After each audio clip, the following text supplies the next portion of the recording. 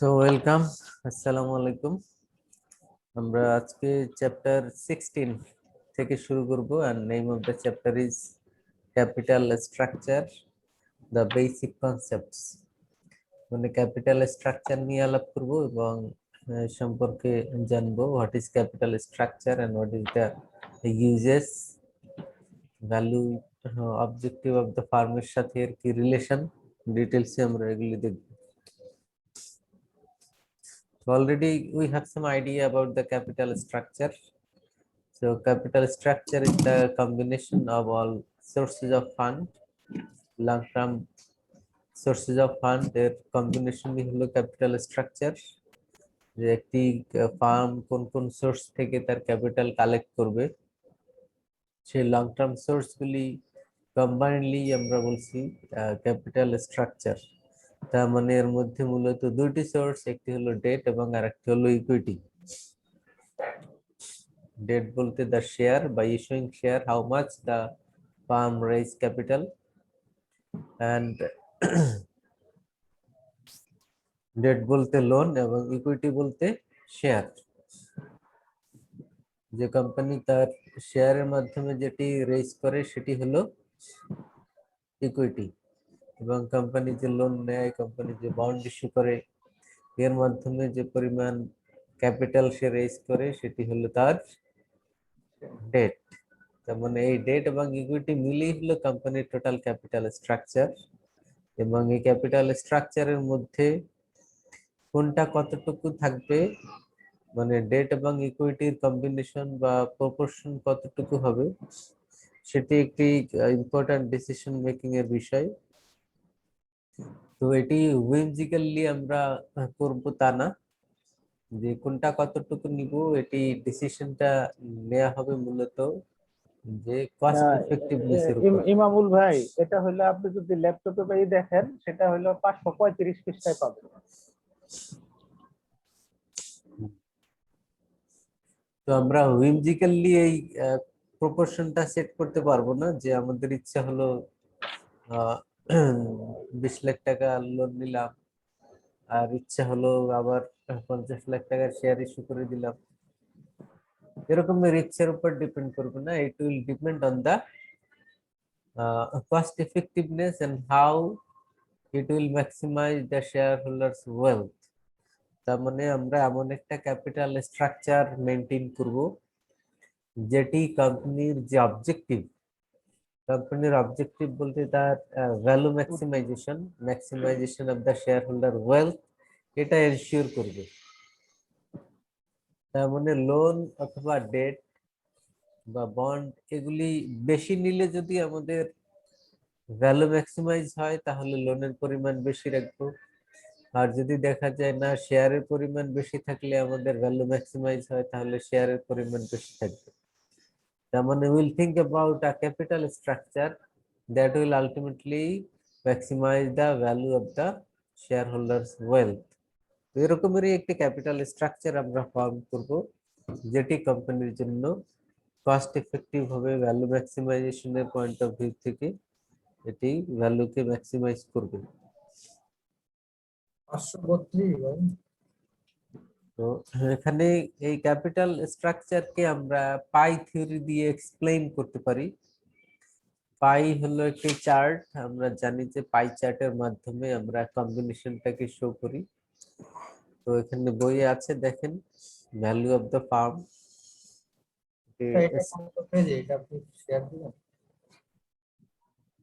Value of the firm pie এর মাধ্যমে দেখানো আছে স্টক 40%, বন্ড 60%। এটি একটি স্ট্রাকচার। পাশে আরেকটি পাই চার্ট দেয়া আছে যেখানে আপনার স্টক 60%, বন্ড 40%। পেয়েছেন এটা? চ্যাপ্টার 16 এটা। জি জি, হ্যাঁ, চ্যাপ্টার 16। চ্যাপ্টার 16 এ 500 কত নম্বর পেজ? 535 যদি আপনি ল্যাপটপে দেখেন, আর বই হইলে 495। বই হইলে 495, আর কম্পিউটার বা ওই আমরা যে স্যার যে আমাদের যে বইটা দিছে অনলাইন, ওইটার মধ্যে হলো 535, 536 পৃষ্ঠা আছে। 536, হ্যাঁ। এখানে তো ম্যাক্সিমাইজিং Increases ফার্ম হলো। Value versus maximising stock holder interest. এখানে দেখেন দুইটা চার্ট আছে, 300 করলে দুইটা চার্ট আছে। ভ্যালু অফ ফার্মার ভ্যালু, এই যে এটা আছে জি জি এটা কি 16.1 না স্যার? জি জি 16.1, 16.1। ফিগার 16.1। এটাই হলো মূলত পাই মডেল। এটা কি বলা হয়? Pie chart. পাই চার্টের মাধ্যমে যখন আমরা এই যে ক্যাপিটাল স্ট্রাকচারটাকে শো করি, সেটাই হলো আমাদের পাই মডেল অফ ক্যাপিটাল স্ট্রাকচার।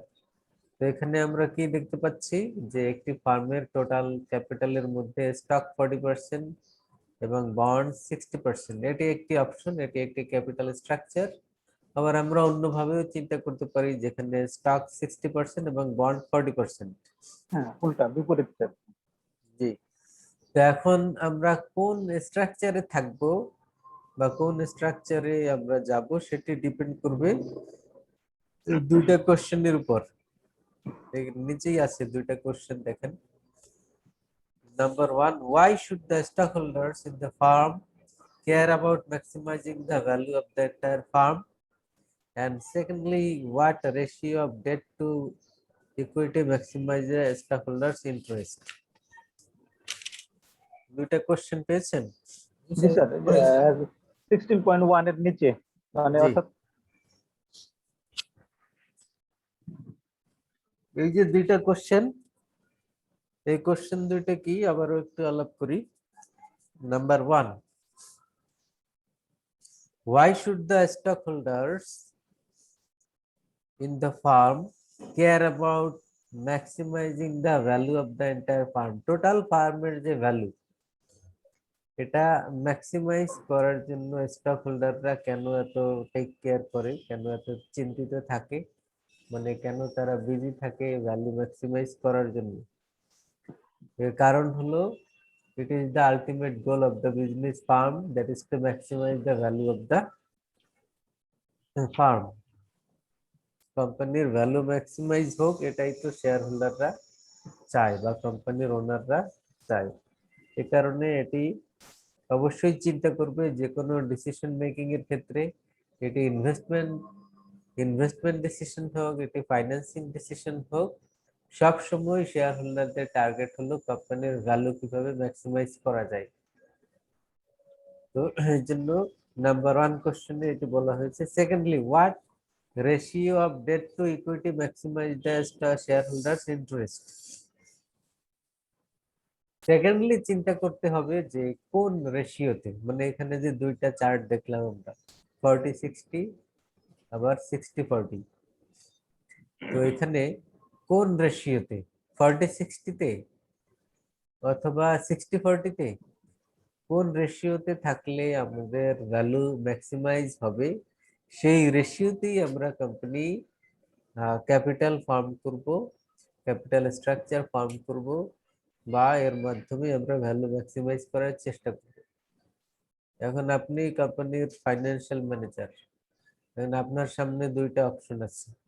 এই দুইটা চার্টের কথা চিন্তা করেন যে আপনার ফার্মের টোটাল ক্যাপিটাল মনে করেন 100 কোটি টাকা। 100 কোটি টাকার মধ্যে আপনি কি করবেন? 40 crore শেয়ার ইস্যু করে নেবেন, আর 60 crore ব্যাংক লোন নেবেন বা বন্ড ইস্যু করবেন। এটা একটি অপশন। আরেকটি অপশন হলো যে আপনি 60 crore শেয়ার ইস্যু করবেন আর 40 crore ব্যাংক লোন বা ডেট থেকে নেবেন। এখন প্রশ্ন হলো যে এই দুইটি স্ট্রাকচারের মধ্যে কোনটি আপনি ফলো করবেন? তো সেই কোশ্চেনের আনসার খোঁজার জন্যই আমরা প্রথমে কি বললাম, যে দুইটি কোশ্চেন বা দুইটি বিষয় মাথায় রাখতে হবে। সেটি হলো যে আমরা এমন স্ট্রাকচারটা নিব যেটি ফার্মের ভ্যালু ম্যাক্সিমাইজ হবে, এটি হলো একটি দিক। আর সেকেন্ডলি, কোন রেশিওতে থাকলে আমাদের ফার্মের ভ্যালু ম্যাক্সিমাইজ হবে।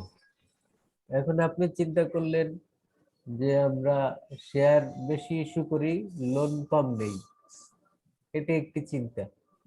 কেন এভাবে চিন্তা করবেন? যে লোন বেশি নিলে তো আসলে ডিফল্ট রিস্ক বাড়ে, ইন্টারেস্ট দিতে হয়, অনেক বিষয়াদি আছে। তাহলে লোন যত বেশি হবে ফার্মের রিস্ক বাড়বে।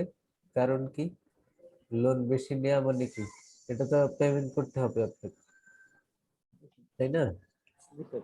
লোন যত বেশি নেবেন ইন্টারেস্ট পেমেন্ট তত বাড়বে, বেশ। এটা একটি দিক। আর একটা হলো রিস্ক অফ ডিফল্ট, মানে লোন রিপেমেন্ট নাও করতে পারেন, সেই যে ডিফল্ট হওয়ার চান্স সেটিও বাড়তে পারে। তো এই যে দুইটি দিক, তো এই দুইটি কারণে দুই কেউ নম্বরটা হয়তো কি বললেন স্যার? একটা তো স্যার ইন্টারেস্ট বেশি দিতে হবে রিস্ক অফ ডিফল্ট, মানে ব্যাংকের লোন পেমেন্ট করতে যদি আপনি ফেল করেন, ডিফল্ট রিস্ক। তো এই ডিফল্ট রিস্ক যদি বেশি থাকে এটি ফার্মের জন্য খারাপ। তো এই জন্য হয়তো আপনি চিন্তা করতে পারেন যে না, আমরা লোন না নিয়ে শেয়ার থেকে বেশি নেই, বেশি বেশি শেয়ার ইস্যু করি। তো এটি হলো একটা অপশন, যে আপনি স্টক করলেন 60% আর লোন দিলেন 40%। কেউ আরেকজন যুক্তি দিল না, আমরা লোন বেশি নিব আর শেয়ার ইস্যু কম করব। এখন এই যুক্তি কেন দিল? কারণ শেয়ার ইস্যু করলে একটা অসুবিধা হলো যে শেয়ার হোল্ডারদেরকে ডিভিডেন্ড দিতে হয় মনে করেন 20%, আর ব্যাংক থেকে লোন নিলে লোনের ইন্টারেস্ট দিতে হয় মনে করেন 10%। তাহলে কোনটি ভালো, কোনটি সুবিধা? স্যার একটা শেয়ার জিনিস ইস্যু আছে করা, স্যার। এই ব্যাংক লোন থেকে লোন নিলে লোনের উপরে ইন্টারেস্ট দিতে হচ্ছে কত, ধরেন 10%। আর আপনি যদি শেয়ারের ডিভিডেন্ড শেয়ার দিতে ইস্যু হতো। করেন, শেয়ারের তো আবার ডিভিডেন্ড দিতে হয়, ডিভিডেন্ড মনে করেন 20%। তাহলে কোন অপশন ফার্মের জন্য সুবিধাজনক?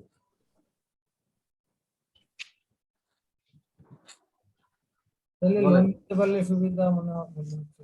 লোন, লোন সুবিধাজনক কেন? স্যার সেই ইন্টারেস্ট রেট কম, না, কস্ট এখানে কম, কস্ট কষ্ট কম, কস্ট কষ্ট কম কম হলো করবে। না। হ্যাঁ, অনেক সময় দেখা গেছে যে এই শেয়ারটাই ওরা করে, কারণ ওই ব্যাংক লোনটা থেকে তো বাধ্যতামূলক এগুলি ওই করতেই হয়। আর দ্বিতীয়ত হলো শেয়ার করতে গেলে অনেক সময় শেয়ার হোল্ডারদের খলসা তৈরি করতে পারে, তাদের হুম, ঠকায় নয়, এটি করা হয়। কোম্পানিগুলো তার ওই প্রফিট ম্যাক্সিমাইজেশনটাই বেশি খেয়াল করে, যে কোন দিক দিয়ে যে প্রফিটটা করা যায়। জি। তাহলে এখানে এখানে ফার্ম চিন্তা করছে দুইটি পয়েন্ট অফ ভিউ থেকে। সেটি কি, যে আমরা কোন কাজটি করলে আমাদের কস্ট মিনিমাইজ হবে আর এবং প্রফিট ভ্যালু ম্যাক্সিমাইজ হবে, ভ্যালু ম্যাক্সিমাইজ হবে। তো সেক্ষেত্রে আমরা যদি এটা দেখি যে ফার্মের ইন্টারেস্টের কস্ট কম, ওদিকে ডিভিডেন্ডের কস্ট বেশি, তাহলে আমরা বন্ডের কথা চিন্তা করতেই পারি। এটা হলো একটা দিক। আরেকটি দিক হলো যে আমরা যত বেশি লোন নিব, লোন হলো একটা এক্সপেন্স, মানে লোনের ইন্টারেস্ট হলো একটা এক্সপেন্স, যেটি আমরা ইনকাম স্টেটমেন্টে ইন্টারেস্টকে বাদ দিয়ে দেখাই, ইবিআইটি থেকে ইন্টারেস্ট বাদ দিই, তাই না? তাহলে ইন্টারেস্ট বা কস্ট যত বাড়বে, ইন্টারেস্ট কস্ট, তত ফার্মের কি হবে, নেট ইনকাম কমবে, কস্ট যেহেতু মিনিমাইজ বাড়তেছে মিনিমাইজ হয়ে যাবে। নেট ইনকাম কমবে। নেট ইনকাম কমলে কি হবে, ট্যাক্স কম দিতে হবে, ট্যাক্স কম দিতে হবে, এটা তাই না? তার মানে কস্ট বাড়লে আপনার ট্যাক্স সেভিংস হচ্ছে, যদি আপনার কস্ট বাড়ে সেক্ষেত্রে একটা ট্যাক্স সেভিংস হচ্ছে। আর ডিভিডেন্ড তো দেন আপনি পরে, ট্যাক্স পেমেন্ট করার পরে গিয়ে ডিভিডেন্ড দেন, তাই না? তাহলে ডিভিডেন্ডের সাথে কিন্তু সরাসরি ট্যাক্সের সম্পর্ক নাই। কারণ ট্যাক্স ডিভিডেন্ডটা কখন দিচ্ছেন, কিন্তু স্যার ইয়ে আর আমার প্রফিট থেকে আমি ট্যাক্স পেমেন্ট করার পরে, তারপরে কোম্পানি ডিভিডেন্ড দিচ্ছে, তাই না? আর ইন্টারেস্ট পেমেন্ট করা হয় কখন, ট্যাক্স পেমেন্ট করার আগে, আগে তাই না? তাহলে ইন্টারেস্ট পেমেন্ট করলে আপনার একটা সুবিধা হলো ট্যাক্স সেভিংস হয়, কারণ এটা ট্যাক্স পেমেন্ট করার আগে পেমেন্ট করতে হয়। কথা বুঝছেন? ডিভিডেন্ড যদি আমরা আগে দিতে পারতাম তাহলেও কিন্তু আমাদের ট্যাক্স সেভিংস হতো, কারণ কারণ ওই যে 20% রেটে যদি ডিভিডেন্ডটা আগে দিয়ে দিতাম তাহলে তো আমাদের আরো এখানে বেশি ট্যাক্স সেভিংস হতো, কিন্তু এখন সেই সুবিধাটা পাচ্ছি না। আমরা সুবিধা পাচ্ছি ইন্টারেস্টের উপরে। কারণ কি? কারণ ইন্টারেস্ট হলো একটা এক্সপেন্স যেটি আমরা বাদ দিই ট্যাক্স পেমেন্ট করার আগে, এবং পরে যখন ট্যাক্স পেমেন্ট করতে যাই তখন যেহেতু ওই কস্টটা বাদ দিয়েছি, ইনকাম কমে গেল, ওই কারণে ট্যাক্স কম দিতে হয়, এবং এটাকে বলা হয় tax savings. All cost have some tax savings. সকল কস্টেরই, সকল এক্সপেন্সেরই কি থাকে? একটা ট্যাক্স সেভিংস থাকে। এটা বুঝছেন? জি স্যার। তাহলে এই দুইটা বিষয় বিবেচনা করে আমরা আপাত দৃষ্টিতে বলতে পারি যে কখনো কখনো লোন বেশি নিলেও ফার্মের জন্য সুবিধা হয়, তাই না? জি স্যার, এই জন্যই তো ওই বড় বড় কোম্পানিগুলো খালি ব্যাংক লোনের ভিতরে দৌড়ায়। জি জি, কারণ এই ট্যাক্স সেভিংস একটা তো আমরা দেখলাম, কিন্তু এটা আমরা বুঝলাম যে ঠিক আছে লোন নিলে সুবিধা হয়, কিন্তু এখন প্রশ্ন হলো যে কি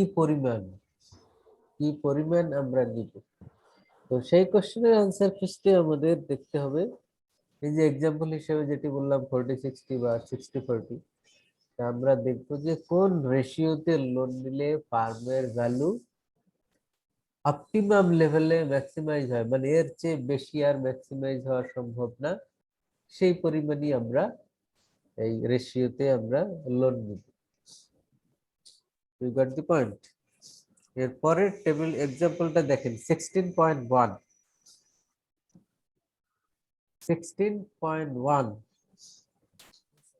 এক্সাম্পল পেয়েছেন? এরপরেই 16.2 এর আগে যেটা ওটা 16.2 এর আন্ডারে এক্সাম্পল 16.1 এক্সাম্পল। ইয়েস হ্যাঁ স্যার, হ্যাঁ। জি sir, debt and firm value. জি, এই এক্সাম্পলটা একটু পড়েন, প্যারাটা পড়েন, তারপরে এটা কিভাবে করা হয়েছে সমাধান সেটা আমরা দেখব। আগে এক্সাম্পলটা দেখেন, এখানে কি কি বলা আছে। Suppose the market value of, একটা কোম্পানির নাম আছে না? কি কোম্পানি? স্যার যে যে স্প্রিন্ট কোম্পানি। আচ্ছা, কোম্পানি কালেক্ট কত? ইজ $1000, তাই না? জি স্যার। আচ্ছা, তাহলে কারেন্ট মার্কেট ভ্যালু পেলাম $1000। The company currently has no debt. Currently has no debt মানে কি? কোনো কোনো লোন সবই নাই নাই স্যার, নাই এখন কোনো লোন নাই, সবই হলো তার শেয়ার, নিজস্ব ক্যাপিটাল। ক্যাপিটাল হলো শেয়ার। তারপরে each 100 share of stock sells $10। তার মানে শেয়ার কত করে? 10 টাকা করে 10 পার টাকা। শেয়ার। তারপরে কি বলছে? তারপরে বলেন কি বলছে? Called unlevered company. তার মানে যেই কোম্পানির লোন বা ডেট থাকে না সেই কোম্পানিকে বলে আনলিভার্ড ফার্ম। মনে থাকবে এটা? The company which is 100% based on equity is called unlevered farm, and the company which raise capital by issuing debt, that is called levered farm. এটা মনে থাকবে না? তো যেটা শুধু শুধু হচ্ছে লোনের উপরে হয় যেটা, এটা লেবার। শুধু শুধু শুধু শেয়ারের মাধ্যমে যারা ক্যাপিটাল রেজ করে জি স্যার, এটা তো তারা হলো আনলেভার্ড। আনলিভার্ড, আর আর হচ্ছে যারা levered। শেয়ারের সাথে যাদের লোনও থাকে, লোন বা ডেট থাকে বা বন্ড থাকে, তারা হলো লিভার্ড ফার্ম। তো তাদের যদি শেয়ার থাকে তারপরে লিভার। জি, ও কারণ 100% লোনের উপরে তো আর কোম্পানি হয় না, হয় না। জি স্যার। বুঝছেন? জি স্যার। জি স্যার। নিজের কিছুই নাই, 100% লোন, এরকম হয় নাকি? হয় না। জি স্যার তাই। আপনার 1 টাকাও নাই, পুরোটা আপনি মানে ব্যাংকে লোনের প্রপোজাল দিলেন যে লোন তো দিবেই না। 20 কোটি টাকা লোন নিব, এই 20 কোটি টাকা দিয়ে আমি বিজনেস করব, এরকম আপনাকে লোন দিবে? আচ্ছা, আপনার তো আরো 20 কোটি টাকার বিজনেস থাকলেই তখন আবার সেই 20 কোটি টাকা লোন দিবে। কথা বুঝছেন? জি স্যার। তো এই জন্য তাহলে আমরা এখানে দুইটা বিষয় জানলাম, একটা হলো আনলিভার্ড ফার্ম আর একটা হলো লিভার্ড ফার্ম। তারপরে কি বলছে দেখেন, যে এই কোম্পানির যেহেতু টোটাল ভ্যালু অফ ক্যাপিটাল হলো 1000, তারা চিন্তা করলো যে তারা এই আনলিভার্ড থেকে লিভার্ডে কনভার্ট হবে, তার মানে অল ইকুইটি থাকবে না, তারা 50% লোন নেবে। এখন যেহেতু লোন নাই, কথা বুঝছেন, এখন যেহেতু লোন নাই, জি স্যার। তাদের প্ল্যান হলো যে আমাদের এই টোটাল 1000ই থাকবে, কিন্তু 50% লোন নিব। তাহলে 50% লোন মানে কি $500, তাই তো? জি স্যার, পাঁচশো, হ্যাঁ। তাহলে $500 নিয়ে আমরা কি করব? তারা বললো যে আমরা $500 নিব লোন, নিয়ে আমরা যেহেতু জাস্ট ক্যাপিটাল স্ট্রাকচার চেঞ্জ করব, আমরা ক্যাপিটাল বাড়াচ্ছি না, আমরা স্ট্রাকচার চেঞ্জ করছি, তাহলে এই টাকাটা কি করব? ইনভেস্ট করলে তো আবার ক্যাপিটাল বেড়ে যায়, সেটা করব না, এটা আমরা ডিভিডেন্ড, ক্যাশ ডিভিডেন্ড হিসেবে শেয়ার হোল্ডারদেরকে দিয়ে দিব যে তোমরা ফেরত নাও। তাহলে ওদের থাকলো $500 আর লোন আমার থাকলো থাকলো। $500, তাহলেও তো 1000ই থাকলো। জি স্যার। জি স্যার। মানে জাস্ট ওদের ফিরাই দিই। শেয়ারের ভ্যালুটা কমে যাবে, আগে 10 টাকা ছিল, এখন 5 টাকা হয়ে 5 যাবে। টাকা হয়ে যাবে। জি, অথবা শেয়ার সংখ্যা কমলো, যাই হোক, জি স্যার। শেয়ার সংখ্যাও কমাইতে পারেন, অথবা শেয়ার সংখ্যা ঠিক রেখে পার শেয়ারের প্রাইসও কমাইতে পারেন, সেটাও করতে পারেন। তো এখন এই কাজটি করা হবে, এটি হলো তাদের প্ল্যান। এটি করলে after the issuance of debt the firm becomes levered, এটা করলে ফার্ম কি হবে? লিভার। লিভার। লিভার্ড ফার্ম হবে। তারপরে এরপরে এখন মানে এখন কোশ্চেনটা হলো এখানে যে এই কাজটি করবে কিনা, এই ডিসিশনটা নিতে হবে। মানে এই কাজটি তো একটা প্ল্যান, এইটি প্ল্যানটা ইমপ্লিমেন্ট করবে কিনা, এটি হলো কোশ্চেন। তাহলে এখন ইমপ্লিমেন্ট করবে কি করবে না, এটা ডিপেন্ড করবে যে এই কাজটি করলে আসলে ফার্মের ভ্যালু চেঞ্জ হয় কিনা, ফার্মের কি বেনিফিট হচ্ছে কি লস হচ্ছে, সেটি আগে ক্যালকুলেট করে দেখতে হবে, তাই তো? জি স্যার। জি স্যার। তাহলে এবারে দুইটা কম্পেয়ার করে দেখব যে লিভার আনলিভার্ডের সাথে কম্পেয়ার করলে কোনো চেঞ্জ আসে কিনা। বর্তমানে হলো নো ডেট, নো ডেট হলো লোন নাই, এটা হলো কারেন্ট, বর্তমানে কোম্পানিটা যে অবস্থায় আছে। তাহলে নিচে টেবিলটা খেয়াল করেন, নো ডেট ফার্স্ট কলামে কি আছে? No debt zero. Original capital stock. No debt, তাহলে এখানে কি আছে? ডেট 0, ইকুইটি 1000, ফার্ম ভ্যালু 1000, পেয়েছেন? জি স্যার। জি স্যার। এটা জি তো স্যার। বুঝছেন যে ডেট 0 কারণ এখন কোনো লোন নাই। কারণ এখন লোন নেয় নাই এখনো, লোন নাই। আচ্ছা, এর পরের যে কলামটি আছে এখানে তিনটা কলাম, তিনটা ভাগ। তিনটা ভাগ কেন? কারণ আমরা তো এটি চেঞ্জ করে আরেকটি ফরম্যাটে যাব ইন ফিউচার। তাহলে ফিউচারের যখন আমরা প্ল্যান করি তখন we are not sure, we are not confirm যে এটা হবেই। সেক্ষেত্রে আমাদের 3 রকম চিন্তাই করতে হয়, যে ইকোনমির অবস্থা যদি ভালো হয় তাহলে খুব ভালো অবস্থা হবে, যদি খারাপ হয় তাহলে তো খারাপ হবে, আর যদি এরকমই অবস্থা থাকে তাহলে এরকম হবে। তার মানে ইকোনমির condition when we are thinking about the planning regarding future, তার মানে প্ল্যান করতে গেলে আমাদের তিনটি অপশনই মাথায় রাখতে হয়, যে বর্তমানের এই অবস্থায় যে থাকবে উই আর নট শিওর। তার মানে এর চেয়ে ভালো অবস্থায়ও যেতে পারে, আবার এর চেয়ে খারাপ অবস্থায়ও যেতে পারে। বুঝছেন? বুঝছেন কি? বুঝছেন? আচ্ছা, তাহলে এর পরে তিনটে কলাম এবারে খেয়াল বুঝছেন? করেন, 1 2 3। এখানে 1 2 3 বলতে ওই যে তিনটা পসিবিলিটি, থ্রি পসিবিলিটি বলতে কি, বর্তমানের অবস্থা থেকে ভালো অথবা খারাপ অথবা একই রকম।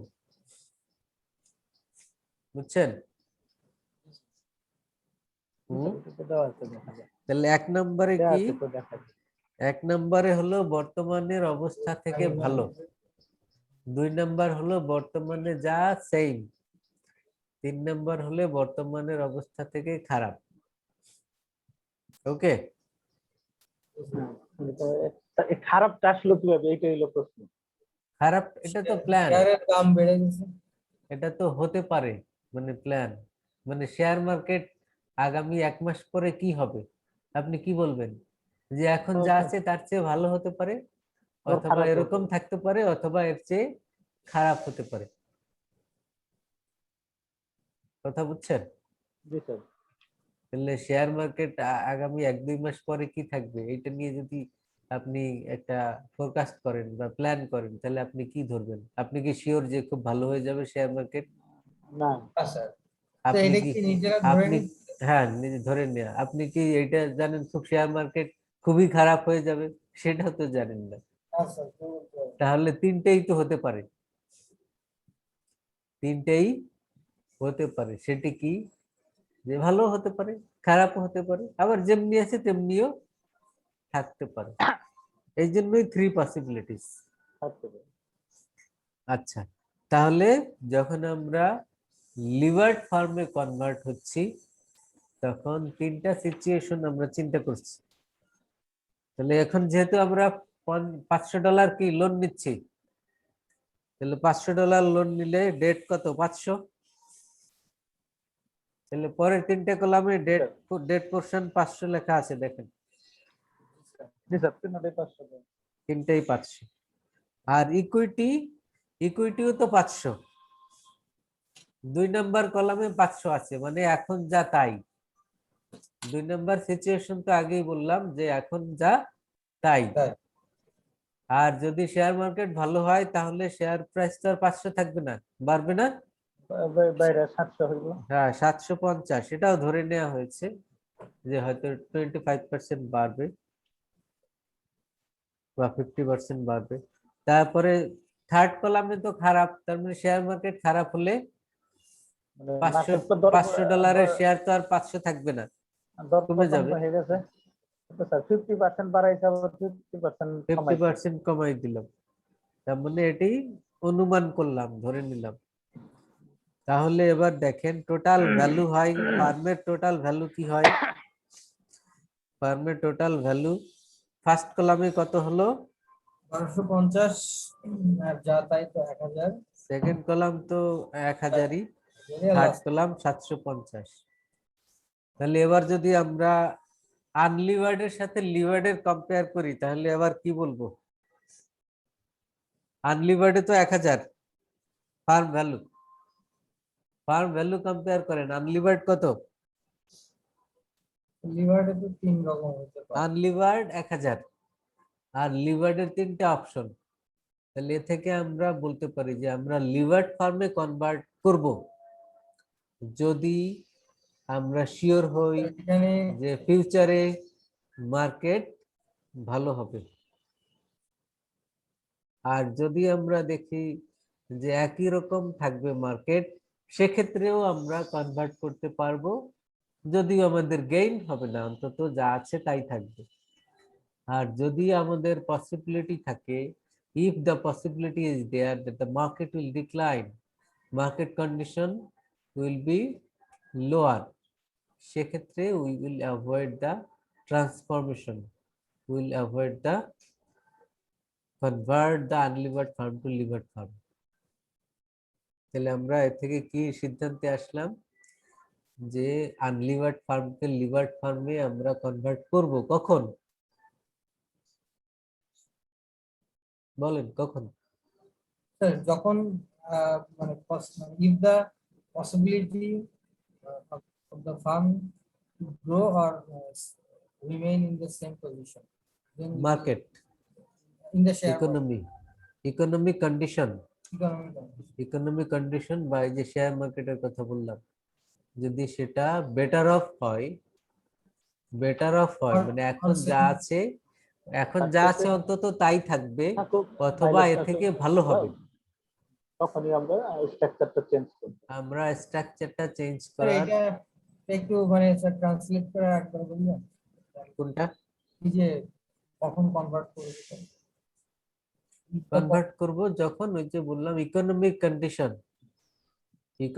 Condition will remain the same থাকবে, অথবা বেটার অফ হবে, এখন যা আছে তার চেয়ে ভালো অবস্থায় যাবে। যদি এই দুইটা পসিবিলিটি বেশি থাকে, তখনই আমরা কনভার্সন যাব, যেমন আনলিভার্ড থেকে লিভার্ডে যাব। আর যদি এরকম হয়, আমরা এখন যদি এরকমের প্ল্যান করি বা এরকমের অ্যাজাম্পশন করি যে আগামী 2 মাস পরে ইকোনমিক কন্ডিশন খারাপ হবে, তাহলে আমরা এই আনলিভার্ড থেকে লিভার্ডে যাব না। পরিবেশ পরিস্থিতির উপর নির্ভর করেই আমরা যাব। জি, যেমনি এখন যদি আপনি বাংলাদেশের শেয়ার মার্কেটের কথা চিন্তা করেন, শেয়ার মার্কেট তো একটা অবস্থায় আছে, এখন যদি লকডাউন আরো থাকে, কোম্পানিগুলি বন্ধ থাকে, তাহলে হয়তো লোকজন এটা চিন্তা করবে যে মার্কেট তো তাহলে এখন যা আছে সেই অবস্থায় থাকবে কিনা সন্দেহ, আরো ডিক্লাইনও করতে পারে, শেয়ার মার্কেটের অবস্থা খারাপ হতে পারে, শেয়ারের ইন্ডেক্স ফল করতে পারে, করতেছে তো। তাই না? তাহলে এখন যদি আপনি এই ক্যাপিটাল স্ট্রাকচার চেঞ্জের সিদ্ধান্ত নিতে চান লিভার্ড থেকে আনলিভার্ড থেকে লিভার্ডে, এখন কিন্তু আমরা ওইদিকে যাব না, মানে বর্তমান প্রেক্ষাপটে বলছি। জি স্যার, বর্তমান প্রেক্ষাপটে হলে আমরা stay আমরা এখন বলতাম যে না, এখন যাওয়া ঠিক হবে না, কারণ শেয়ার মার্কেট যদি ফল করে তাহলে তো ইকুইটির ভ্যালু 500, তো আর 500 থাকবে না, না থাকবে কি? না স্যার, এটা তো 250 কেন, 200 তো হয়ে যেতে পারে, 100 হয়ে যেতে পারে। নাই থাকতে পারে স্যার। জি, তো এই জন্য এরকমের সিচুয়েশনে আমরা কি বলবো যে না, আমরা এই ক্যাপিটাল স্ট্রাকচার চেঞ্জ করব না। যেমন আর স্যার যদি পিকে হালদার আমার নিল না, আমার 6 লাখ 7 লাখ নিচে না। হ্যাঁ, সেটাই তো, এরকমের তো অনেক হালদাররাই রয়েছে যাদেরকে আমরা চিনি না, এরকম অনেক আছে। এরা হঠাৎ হঠাৎ করে হয়তো মার্কেটে চলে আসে, মানে মিডিয়ায় চলে আসে আর কি, আমরা দেখি। কিন্তু এরকমের হাইডাউটে আছে, এরকম অনেকেই আছে যারা এইসব না কর্মকাণ্ডের স্যার, সাথে শুধু জড়িত। পরিচিত একটাই, দরবেশ বাবা। জি, দরবেশ বাবার লোকজন আছে না, সে তো আর একা না। ওরা ওরা সব জানে যে মার্কেট ফল করবে না। করাই তো করায়, সব ওরা করায়। জানে একটা বিষয়, আর একটা হলো করানো আর একটা বিষয়। ওরা করায়। আপনি জানেন এবং আপনি করান, মানে ওরা করায় এই জন্য আপনি করান বলেই তো আপনি জানেন। তাই এটাই বলতে হবে। তাই না? যে করায় সে তো জানবি, এবং সে যদি আপনাকে বলে যে আগামী 2 মাস পরে দেখবা মার্কেট উঠে যাবে, আরে সে উঠাবে বলেই তো সে জানে যে মার্কেট উঠে যাবে, এই তো স্যার। আপনি আমি তো জানবো না এটা, তো সেটি আরেকটি বিষয়। তাহলে এটা লিভার্ড ফার্ম কখন আমরা কনভার্ট করব? যখন এই দুইটা সিচুয়েশন, যখন পসিবিলিটি বেশি থাকবে, এটা তো বুঝছেন? জি স্যার। জি স্যার। আচ্ছা,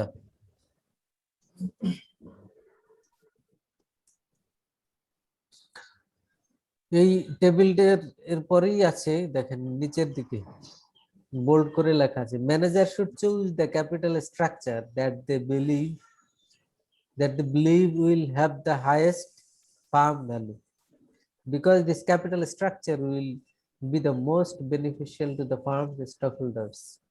জি স্যার, পেয়েছেন? জি স্যার। মানে এখানে কনক্লুশনটা ড্র করেছে হুম, যে ওই ক্যাপিটাল স্ট্রাকচার ম্যানেজার চুজ করবে কোনটা, দ্যাট দে বিলিভ। বিলিভ কেন বলছে, কারণ ফিউচার তো পসিবিলিটি আর কি। তো যখন আমরা দেখবো যে এই দুইটা সিচুয়েশন, তো believe will have the highest farm value. Highest farm value যে আগে দেখলাম যে 750, এটা হতে পারে 750 হলেই তো হাইয়েস্ট ভ্যালু হয়। Because this capital structure will be most beneficial to the farm's stockholder.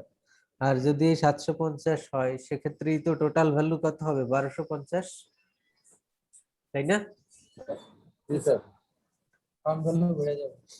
তাহলে শেয়ার হোল্ডাররা আগে তাদের ইনভেস্টমেন্ট ছিল 1000, এখন সেটি বেড়ে দাঁড়াচ্ছে 1250। তাহলে তাদের ইনভেস্টমেন্ট ক্যাপিটাল গেইন হলো না? জি স্যার। জি স্যার, অটোমেটেড ক্যাপিটাল অবশ্যই। গেইন, ক্যাপিটাল গেইন কাকে বলে? হুম, স্যার, আমি যে পরিকল্পনা করলাম, অর্থাৎ আমি যে মানে এই আমার টাকা ছিল 1000, আমার ক্যাপিটাল ছিল 1000, এটা বেড়ে যখন 1250 হলো, এটাই তো স্যার গেইন হইলো। হুম। 250। আপনার ইনিশিয়াল ইনভেস্টমেন্ট এবং সেই ইনভেস্টমেন্ট যখন সেল করবেন একটি সময় পরে, তখন যদি ইনিশিয়ালের চেয়ে বেশি হয়, যত টাকা বেশি সেটাই ক্যাপিটাল গেইন। তার মানে ওল্ড ইনভেস্টমেন্ট আর নিউ ইনভেস্টমেন্ট যদি এভাবে চিন্তা করি, যে মাসের শুরুতে ইনভেস্ট করলেন 1,00,000 টাকা শেয়ার মার্কেটে, এবং 1 মাস পরে গিয়ে এই শেয়ারগুলি সেল করে দিলেন 1,20,000 টাকায়, তাহলে আপনার ক্যাপিটাল গেইন হলো কত, 20,000। তাহলে একইভাবে এখানে ফার্মের টোটাল ভ্যালু ছিল কত, $1,000। এটি যখন ক্যাপিটাল স্ট্রাকচার চেঞ্জ করা হলো তখন এই ভ্যালু দাঁড়ালো কত, 1250। তাহলে ক্যাপিটাল গেইন কত হলো, 250। বুঝছেন? জি স্যার। 250 তো ক্যাপিটাল গেইন হলো। আর $500 করে ওই যে ফেরত দেয়া হয়েছিল না, মনে আছে? হুম, $500 ফেরত দিতে না তো? ওই যে ওই এক্সাম্পলে $500 যে শেয়ার হোল্ডার ওখানে ক্যাশ ডিভিডেন্ড হিসেবে দিয়ে দেওয়া হলো না, জি স্যার।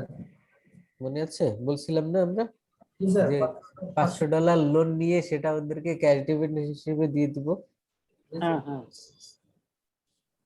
তাহলে এটার ইম্প্যাক্ট কি হবে যদি দেয়া হয়? এটা এই কলা, এই ওই উপরে টেবিলেরই সেকেন্ড আরেকটা টেবিল আছে নিচের দিকে, দেখো জি স্যার। পেয়েছেন?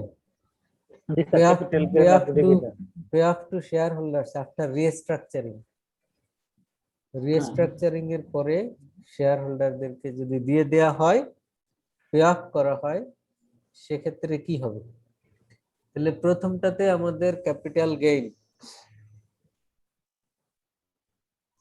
কত হয়েছিল, 250।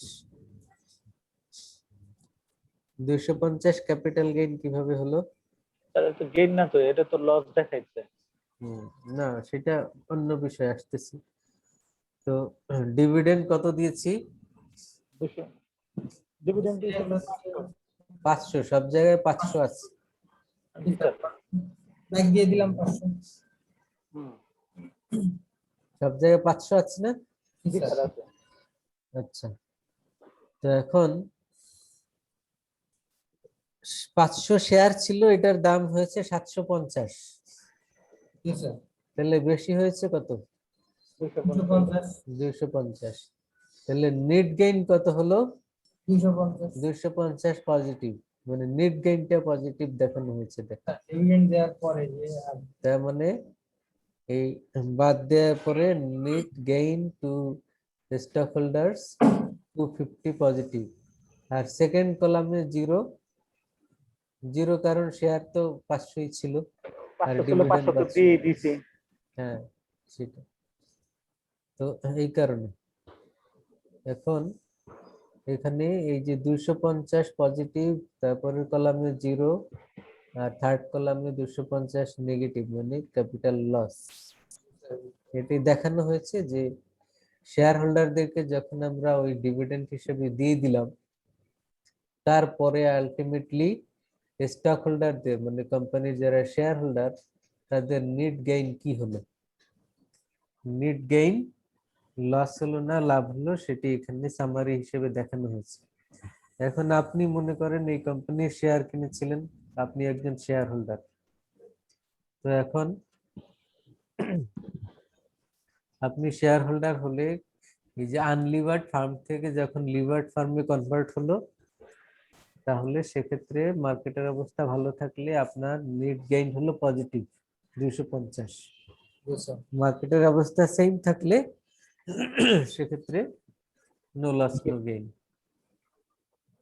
আর মার্কেটের অবস্থা খারাপ থাকলে আপনার লস হচ্ছে, তাহলে সেক্ষেত্রে তো আমরা আগেই বলেছি ক্যাপিটাল স্ট্রাকচার চেঞ্জের ডিসিশন নেওয়া যাবে না। বুঝছেন? Yes, sir. এই টেবিলটা পরে নিচে প্যারার মধ্যে এক্সপ্লেইন করা আছে, ওইটা ডিটেইলস লেখা আছে, পড়লে বুঝবেন। এখানে সামারিটা বললাম, এটা প্লাস মাইনাস করে হিসাব নিকাশ ওখানে বুঝিয়ে দেয়া আছে, ওইটা দেখলেই বুঝবেন। তাহলে আমরা এখান থেকে একটা কনক্লুশন ড্র করলাম, সেটি কি? ক্যাপিটাল স্ট্রাকচার কখন চেঞ্জ করব, কখন চেঞ্জ করব না। ওকে, Yes, sir.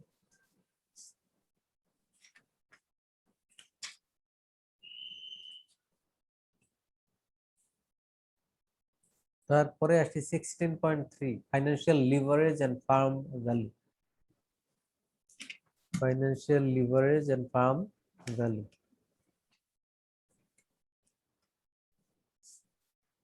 তার মানে দুইটা কোশ্চেনের, একটি ছিল যে ফার্মের ভ্যালু ম্যাক্সিমাইজ হবে, সেকেন্ড ছিল যে কোন রেশিওতে ডেট ইকুইটি নিলে শেয়ার হোল্ডারদের ইন্টারেস্ট এনশিওর হবে।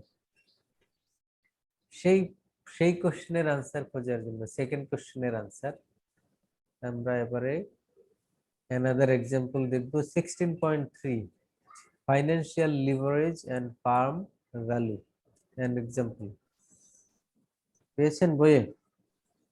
Yes, sir. 497. আচ্ছা, এখানে দেখেন টেবিল 16.1 Yes, sir. কোম্পানির অবস্থা। এখানে দুইটা column, current and proposed. Current বলতে বর্তমান অবস্থা, প্রপোজড মানে যেই স্ট্রাকচারে যেতে চাচ্ছি আমরা ইন ফিউচার, প্রপোজাল, প্রপোজড আমরা করতে চাচ্ছি সেটা হলো প্রপোজড। আর কারেন্ট তো বর্তমানে অবস্থা যেটা আছে। তো এখন এখানে টোটাল সিচুয়েশনটা সামারি হিসেবে দেয়া আছে কোম্পানির। দেখেন অ্যাসেট কত, 8000. 8000, ডেট কত, 0. কারেন্ট 0। তার মানে এটা কোন ধরনের ফার্ম? Unlevered. আনলিভার্ড। ইকুইটি কত? 2000. 8000। তারপরে ইন্টারেস্ট রেট, মার্কেটের ইন্টারেস্ট রেট 10%। 10%. আচ্ছা, মার্কেট ভ্যালু পার শেয়ার 20. কত? 400 share. $20। Share outstanding in the market 400. 400। এক একটা শেয়ারের দাম 20 টাকা করে, 400 শেয়ার আছে, 400 শেয়ার ইন্টু 20, টোটাল ভ্যালু হয় 8000। তাহলে হিসাব বুঝছেন? 400 শেয়ার আছে মার্কেটে, 400 শেয়ার এক একটা 20 টাকা করে, কত হয়? 8000 টাকা। 8000 টাকাই তো ইকুইটির ভ্যালু এখানে দেয়া আছে, market value and book value, Yes, sir. এবং সেটাই আবার অ্যাসেট। তাহলে ব্যালেন্স শিটও মিলে গেল, asset equal to equity Yes, sir. যেহেতু unlevered farm. Clear? Yes, sir. আচ্ছা, এবারে আসেন প্রপোজড। প্রপোজড মানে কি? তার মানে আনলিভার্ড থেকে লিভার্ডে যাব,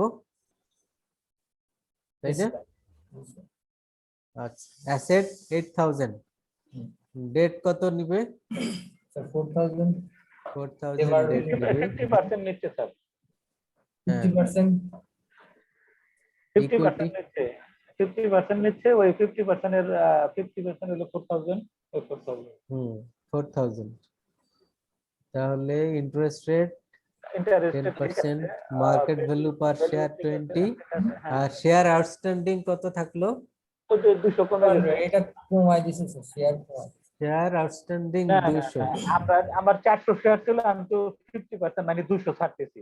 400 না, 400 200 আগে যতগুলি শেয়ার ছিল তার 50%। নাম্বার অফ শেয়ার কমে গেল, হয়তো মার্কেট থেকে সে কিনে নিল। কোম্পানি তো অনেক সময় নিজের শেয়ার নিজেও মার্কেট থেকে কিনে নেয়, বাই ব্যাক করে, রিপারচেজ করে শেয়ার সংখ্যা কমানোর জন্য, সেটিও হতে পারে। তাহলে এর জন্য এখানে যেহেতু 50% সেই লিভারেজে যাচ্ছে সে, এই কারণে আগের 400 শেয়ার এখন আর মার্কেটে থাকবে না, থাকবে অর্ধেক মানে 200। ওকে, এখন আমরা এবারে দেখব যে এটা করার কারণে কি লাভ হচ্ছে বা কি লস হচ্ছে। তো একজন শেয়ার হোল্ডার, স্যার এখানে একটা প্রশ্ন আছে স্যার। হ্যাঁ স্যার এই যে 50% শেয়ার আমাদের মার্কেটে ছাড়লো, আর 50% তো কোম্পানি নিচে রেখে দিল, ওই কোম্পানি নিজের মালিকানা সত্ত্ব বজায় রাখার জন্য 50% শেয়ার নিজে রাখছে, হুম 50% শেয়ার জনগণের মাধ্যমে ছেড়ে দিচ্ছে। এই জন্যই তো স্যার, এটাই তো হিসাবটা। জি জি, মানে কোম্পানি যতগুলি শেয়ার মার্কেটে ইস্যু করে সেটা আবার কমানোর জন্য উপায় কি? কমানোর জন্য উপায় হলো কোম্পানি আবার মার্কেট থেকে এগুলি কিনে নিতে পারে।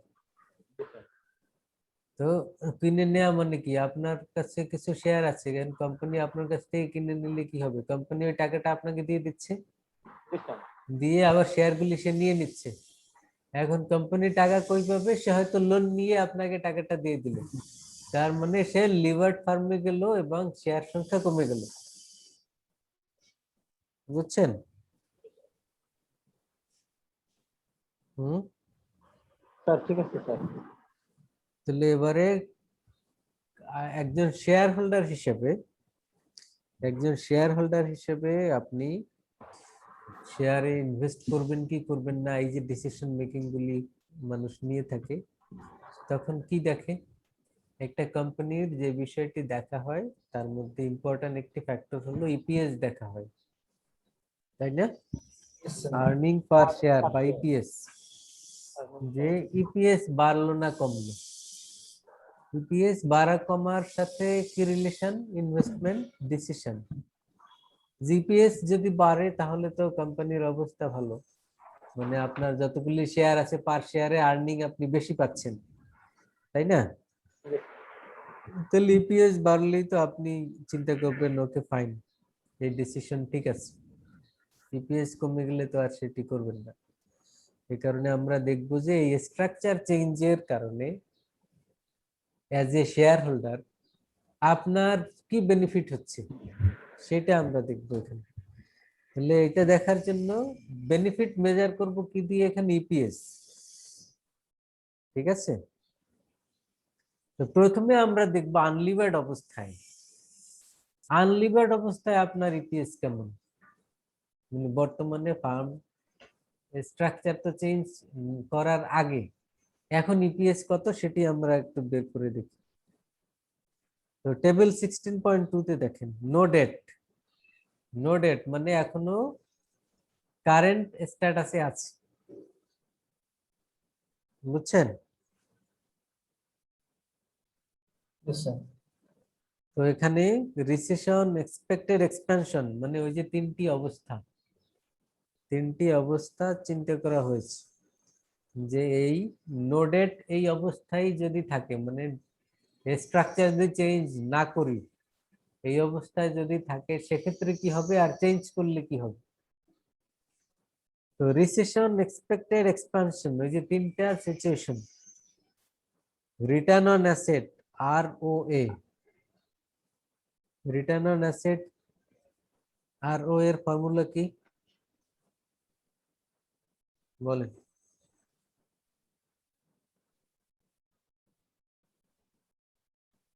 ROA এর ফর্মুলা বলেন। Return on asset হচ্ছে হুম, asset minus liability by ROA শুনেন না এটা? expression হয় এটা হচ্ছে হুম,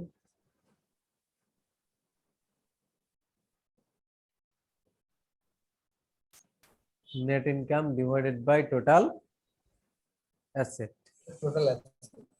তাহলে আপনার বর্তমানে এই কোম্পানির যেটা নেট ইনকাম আছে আর টোটাল অ্যাসেট তো 8000 এখানে দেয়া আছে, নেট ইনকামটা তো এখানে দেয়া নেই, কিন্তু রিটার্ন অন অ্যাসেট দেয়া আছে কত? 5%, 15%, 25%। মানে এটি ধরে নেওয়া হয়েছে যে খারাপ অবস্থায় থাকলে 5%, যদি বর্তমান অবস্থায় থাকে 15%, আর যদি ভালো অবস্থায় যায় 25%। বুঝছেন? Yes, sir. ROA কি হবে? তারপরে আর্নিংস, আর্নিংস তো যে 400, 1200, 2000 আর্নিংস তো উপরে 16.1, এখানে তো শুধু ব্যালেন্স শিটের ইনফরমেশন গুলি ছিল, ইনকাম কত এটি ছিল না। ROA বের করার জন্য ইনকাম দরকার হয়, ROE বের করার জন্য নেট ইনকাম দরকার হয়, সেটি এখানে বলে দিয়েছে। আর্নিং হলো 400, 1200, 2000। তাহলে এই 400 ডিভাইডেড বাই, আপনি ফর্মুলা দিয়ে বের করেন 400 ডিভাইডেড বাই 8000, 5% হয় না? Yes, sir. আবার 1200 ডিভাইডেড বাই 8000, 15% হয়। আবার 2000 ডিভাইডেড বাই 8000 কত হয়? 25%। তাহলে রিটার্ন অন ইকুইটি কিভাবে বের করে? রিটার্ন অন ইকুইটির ফর্মুলা জানা আছে না? Net income by total equity. তাহলে এখানে যেহেতু নো ডেট অবস্থায় অ্যাসেটও 8000, ইকুইটিও 8000, তাহলে রেজাল্টটা তো সেম আসবে, তাই না? 5%, 15%, 25%। Yes, sir. বুঝছেন এতটুকু? Yes, sir. এরপরে ইপিএস, আর্নিং পার শেয়ারের ফর্মুলা কি বলেন? Yes. আর্নিং পার শেয়ার, ইপিএস এর ফর্মুলা বলেন।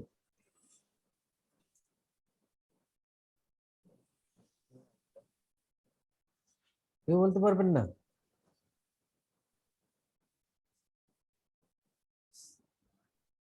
ইমামুল বলেন কত formula?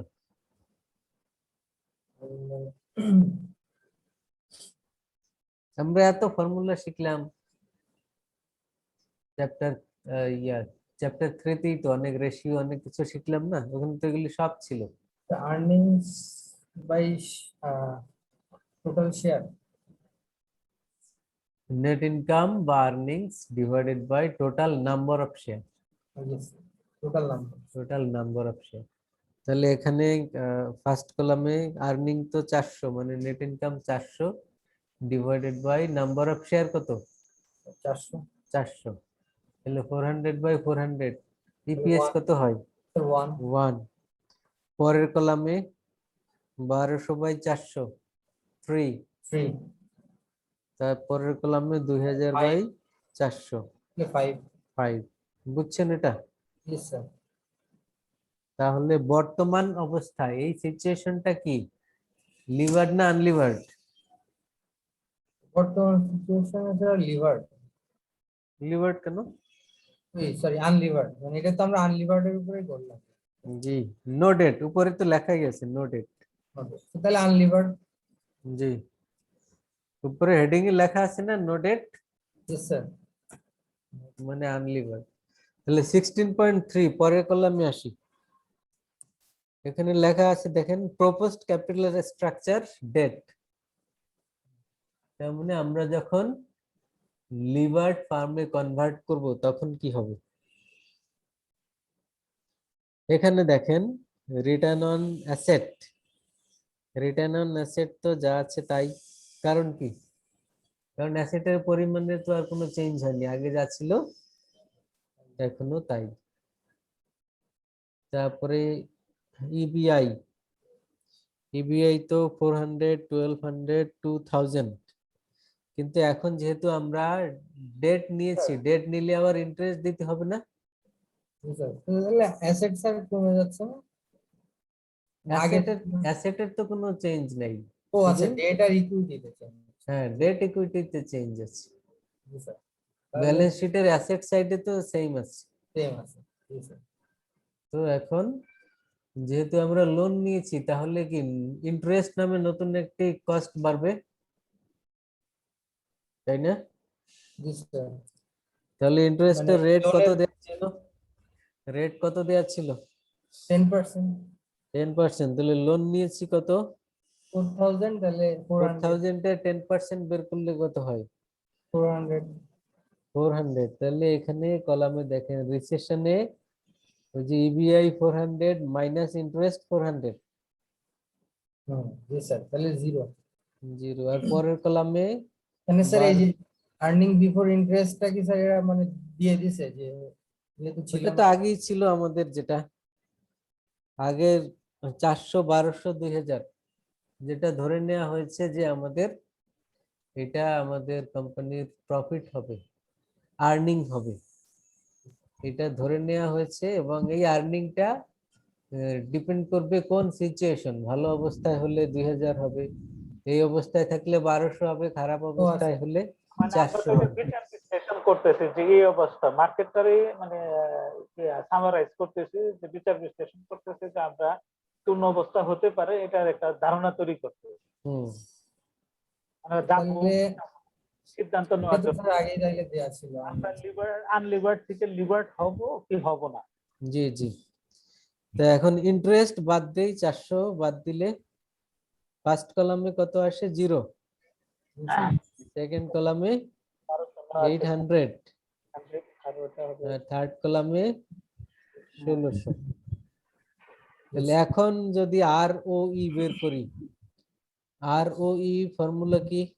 Net income by total asset. Total equity, asset না, ও টোটাল ইকুইটি। তাহলে নেট ইনকাম তো আমরা এখানে বললাম ফার্স্ট কলামে 0, তাহলে এটা তো আর ওই 0 হবে। জি স্যার, তাহলে সেকেন্ড কলামে 800 divided by number of share কত এখন? 200 স্যার। 200। তাহলে 200 দিয়ে ডিভাইড করেন 800 কে, 800 কে ডিভাইড করলে কত হয়? 20%। আর 1600 ডিভাইডেড বাই 200 কত হয়? না এই মানে 400, তাহলে 40%। 40%। এটা বুঝছেন কিনা? জি স্যার। হুম। জি স্যার, বুঝতে পারছি, এই যে শেয়ার নাম্বার অফ শেয়ার। হুম। আর ইপিএস কত হবে? Sir net income by total number of share. হুম। এই ইপিএস এর ক্ষেত্রে কিন্তু নাম্বার অফ শেয়ার 200, আর উপরে ছিল আর ওই টোটাল ইকুইটি, ইকুইটির টোটাল ইকুইটি কিন্তু 400, আর সংখ্যা হলো 200। স্যার কথা বুঝছেন? যখন ইকুইটি বের করব ডিভাইডেড বাই ইকুইটি, তো ইকুইটি তো অর্ধেক, মানে 8000 এর অর্ধেক কত? 4000। তাহলে ইকুইটি বের করার সময় 4000 দিয়ে ডিভাইড করেছি, আর ইপিএস বের করার সময় সংখ্যা দিয়ে ডিভাইড করব, number of share. Number of share আগে ছিল 400, এখন 200, তাহলে 200 দিয়ে ডিভাইড করব। কথা বুঝছেন তো? তাহলে 0 রে 200 দিয়ে কিভাবে ডিভাইড করবেন? 0 কে 200 দিয়ে ডিভাইড করবেন, 0 হবে, সমস্যা কি? ও, আর এই যে 800, 16, 4 আর 8। তাহলে 800 কে 200 দিয়ে ডিভাইড করলে কত হয়? 4 হয়। 1600 কে 200 দিয়ে ডিভাইড করলে হয় 8। তাহলে ইপিএস কত পেলাম আমরা? তাহলে রিটেশনে 0, এক্সপেক্টেডে 4 আর এক্সপানশনে এখন আনলিভার্ড এর সাথে কম্পেয়ার করেন, আগে ইপিএস কত ছিল? আগে ছিল 1, 3 আর 5। তাহলে এবার কম্পেয়ার করে এবারে আমরা ডিসিশন নিব যে আনলিভার্ড থেকে লিভার্ডে যাব কিনা, মানে as a share holder share হোল্ডারের গেইন হবে কিনা সেই পয়েন্টে আমরা কম্পেয়ার করে বলতে পারি এইটাতে যে তো যাওয়া যদি সিচুয়েশন এক্সপেক্টেড এন্ড এক্সপানশন হয়, সেক্ষেত্রে 3, 5 এখান থেকে 4 আর 8 তার মানে আমরা যাব। আর যদি রিসেশন পসিবিলিটি থাকে তাহলে আগে তো 1 ছিল, এখন হয়ে যাচ্ছে আর উল্টা 0, তাহলে অ্যাজ এ শেয়ার হোল্ডার হিসেবে আমরা এটা চাই না।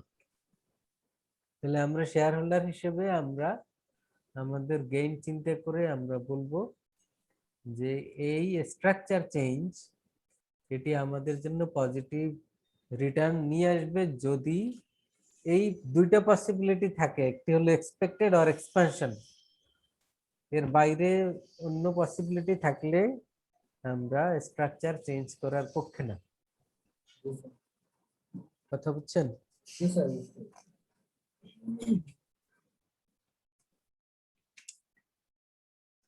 তাহলে যে সেকেন্ড কোশ্চেন ছিল যে স্টক হোল্ডারদের what ratio of debt to equity maximize the stock holders interest. তাহলে স্টক হোল্ডারদের ইন্টারেস্ট কি এখানে, যে আনলিভার্ড ফার্ম থেকে লিভার্ড ফার্মে গেলে তাদের ইপিএস চেঞ্জ হয়। যদি এই দুইটা সিচুয়েশন এর পসিবিলিটি থাকে, আর যদি এই দুইটা সিচুয়েশন যদি না থাকে তাহলে আমরা আমাদের দরকার নাই স্ট্রাকচার চেঞ্জ করা। যেটা আছে ওটা জি। 1,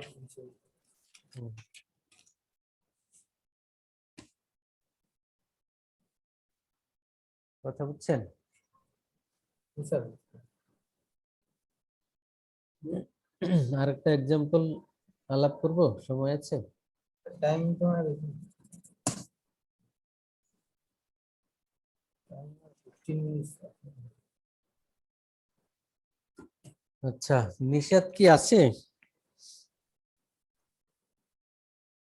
জি স্যার, আছি স্যার।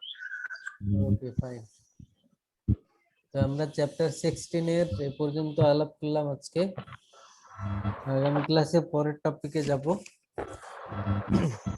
ইনশাআল্লাহ। ইনশাআল্লাহ। তো আরেকদিন ক্লাস নিলে চ্যাপ্টার শেষ হবে।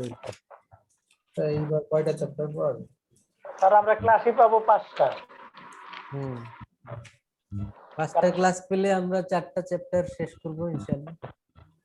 ভাই 5টা ক্লাস পাবেন, পরীক্ষা হইব কিনা এটাতে তো সন্দেহ আছে এবার। না না, পরীক্ষা হয়ে যাবে 28 মে পরীক্ষা হয়ে যাবে। তাহলে তো ক্যাম্পাসে পরীক্ষা হবে। 23 মে খোলার ডেট আছে গভর্নমেন্ট, এরপরে আবার নতুন কোনো ঘোষণা যদি দেয় তাইলে তো আবার। স্যার এই সিচুয়েশনে আপনার মনে হয় যে স্যার খুলবে স্যার? প্রতিদিন এটা তো মনে হয় না, থেকে 100 করে পার হচ্ছে ডেইলি। এটা তো মনে হয় না। আগে আগে তো ম্যাক্সিমাম 40-50 এর মধ্যে থাকতো, সেটা সেঞ্চুরি পার হয়ে গেছে। তো এখন এর মধ্যে তো আর হয়তো খোলার চিন্তা তো করা আশা করা যায় না। অ্যাকচুয়ালি দেখা গেছে ডাবল সেঞ্চুরি, ট্রিপল সেঞ্চুরিও হয়, কিন্তু ঘোষিত দেয় মানে খালি শুধু সিঙ্গেল সেঞ্চুরি। সেটাই। তো এখন ঈদের পরে মৃত্যুর সংখ্যা বাড়তেও পারে কমতেও পারে। আজ ধরে নিলাম কমবে, কমলে আর কতই কমবে, এটা তো আর 10-এ নেমে আসবে না মনে হয়, তাই না? তাই এখন আর ওই মানে স্যার এত প্রথম যেহেতু কমের মধ্যে খুলে নাই, হ্যাঁ সরকার নিজের গদি স্যার রেকর্ড হইতেছে ক্লাস থাক স্যার। স্যার এই যে লাস্টে যেটা ডিসিশন নিল আমার এই যে মানে আঙ্কেল একটা টিচার, ওনার